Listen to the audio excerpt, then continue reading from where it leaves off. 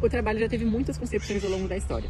Na Grécia Antiga era por meio de escravos, no Egito Antigo era por meio de servos, mas durante muito tempo existiu a concepção em que a nobreza ociosa estava ligado à beleza, orgulho e poder, enquanto a classe trabalhadora à vergonha e desprezo. Só que essa ideia mudou drasticamente, principalmente na época da reforma religiosa, uma vez que as novas religiões que estavam existindo, como a anglicana, calvinista e protestante, iam muito contra o que a igreja pregava.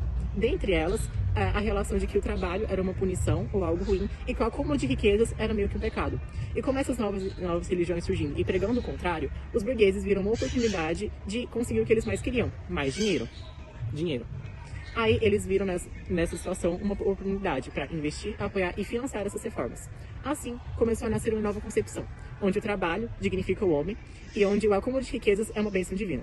Só que essa classe trabalhadora trabalhava não para conquistar dinheiro para si, mas para a burguesia.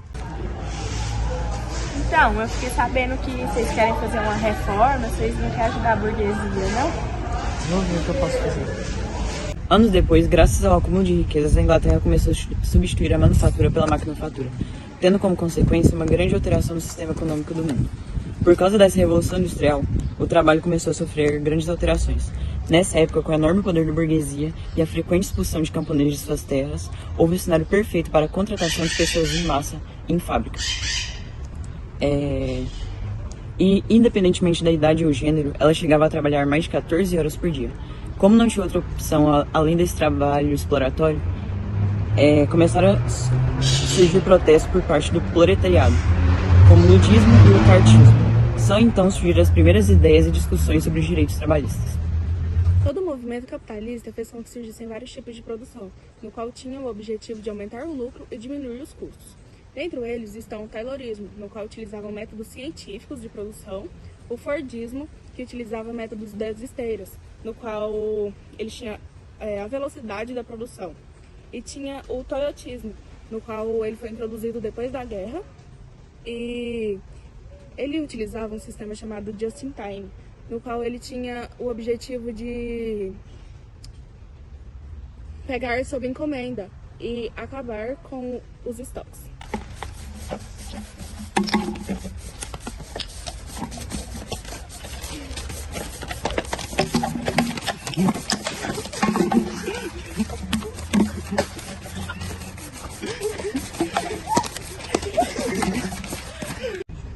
Não foram apenas teorias econômicas que surgiram na época, também surgiram teorias nas áreas da sociologia e filosofia. Um dos principais pensadores da época foi Karl Marx. Ele defendia a luta de classes, que seria a luta constante entre a burguesia e o proletariado. Essa se devia à exploração de uma classe sobre a outra.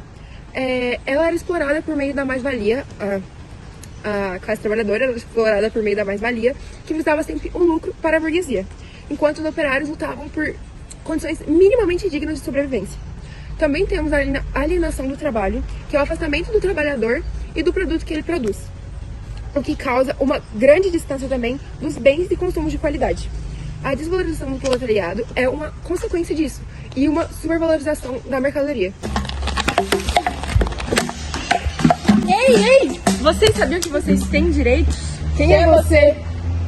Sou eu, Karl Marx, a fada do comunismo. E vocês estão sendo explorados. A gente precisa sair daqui.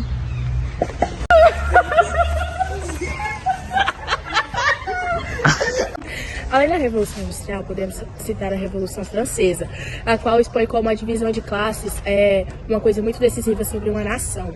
E estava sendo cobrado muitos tributos sobre as classes da burguesia e a classe trabalhadora, o que gerou diversas revoltas, na qual duas estavam sob o poder da burguesia. Já no Brasil, o trabalho foi estruturado pela mão de obra escrava, onde o indivíduo era visto literalmente como objeto e passava por inúmeras crueldades. Mas mesmo assim, houve um grande desenvolvimento capitalista, onde as colônias portuguesas lucravam com o escravo, já que não era cobrado imposto sobre o mesmo.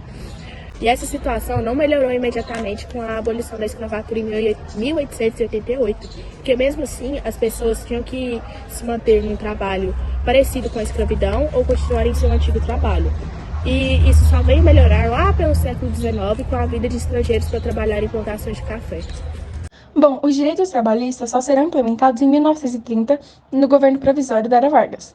Após os conflitos com São Paulo na Revolução Constitucionalista Paulista em 1932, foi criado o Ministério do Trabalho e a Constituição de 1934, que é garantida uma série de direitos trabalhistas que seguem até os dias de hoje, como salário mínimo, 13º, a licença maternidade, férias remuneradas, entre outros direitos. E essas leis só entraram em vigor no governo constitucional em 1934. Já em 1937, ocorreu o Plano Cohen, um golpe feito por Vargas para ele continuar no governo. Após esse acontecimento, entra a fase do Estado Novo. Nessa ditadura, Vargas promove a industrialização brasileira, criando empresas estatais. Para esse projeto funcionar, foi necessário mediar os conflitos entre os trabalhadores e os empresários. Este, então, é um dos motivos para a criação da Consolidação das Leis dos Trabalhos, a CLT. Essa era uma reivindicação muito antiga da classe trabalhadora. A partir daí, Vargas fica conhecido como o pai dos pobres. Todo esse movimento de leis trabalhistas funcionou como uma propaganda política. Entretanto, todos os trabalhadores pediam para Vargas ficar, pois achavam que com sua saída seus direitos acabariam.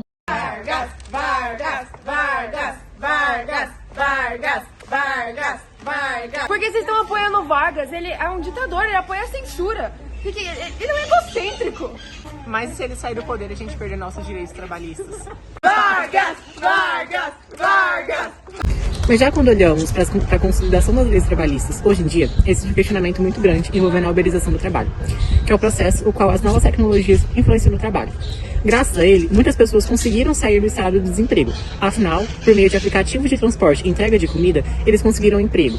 Só que, com uma grande promessa de não ter patrão, ter a carga horária que você escolher e conseguir ter uma renda extra. Só que sem essas leis trabalhistas nessa área, ocorreu meio que o contrário, porque essas pessoas não têm um salário mínimo, não têm direitos que garantem a ela nada e podem simplesmente se encontrar em um estado onde a renda dela é tão baixa que ela não consegue subsistir. Então, muitos têm uma carga horária de trabalho muito grande, tirando seu tempo para coisas básicas, como alimentação e até mesmo dormir.